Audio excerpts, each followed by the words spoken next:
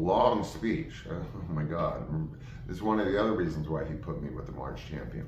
So this to Boris was a very important scene, being that I was like, 11 years old speaking about slavery within the context of this story, which was a famous book, trilogy.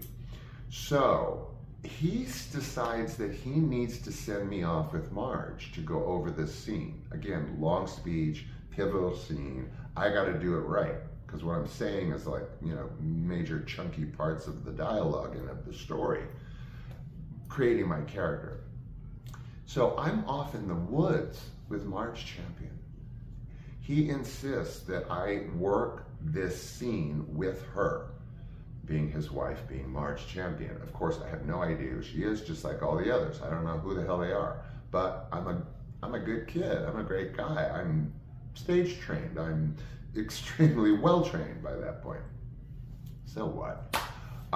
So we're off in the woods, because this is like New Salem, Illinois. It mimics Salem in New England, the original Salem, but for some reason they rebuilt the whole thing outside of Springfield, Illinois. So they used that obviously because it looked, like period, the period, So obvious choice. So it's woodsy around there because it's just like, wooden homes and, whatever.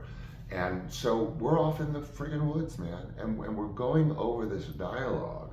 And so of all people that teach me about slavery is Marge champion. I was 10, whatever I was, 11 years old on that set. Yeah. And yeah, I knew about it from elementary school, just like we all did, the horrors, and this is the period that it happened and whatever. But I'm 11 years old. So here's Marge champion explaining slavery to me in the woods of Illinois, off walking around. And she's teaching me about this. And she is explaining things pertaining to slavery to me.